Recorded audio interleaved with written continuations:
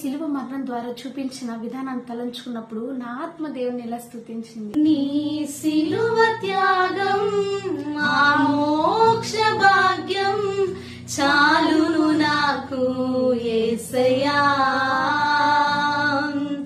నీ ప్రేమే తోడాయను నన్ను నీతో నిలిపెను నిరతం, నీ ప్రేమే తోడాయను నన్ను నీతో నిలిపెను నిరతం. God saves our lives. దేవుడు మన జీవితాన్ని కాపాడతాడు and satisfies us with good things. ఆయన మంచి వాటితో మనల్ని సంతృప్తి పరుస్తాడు.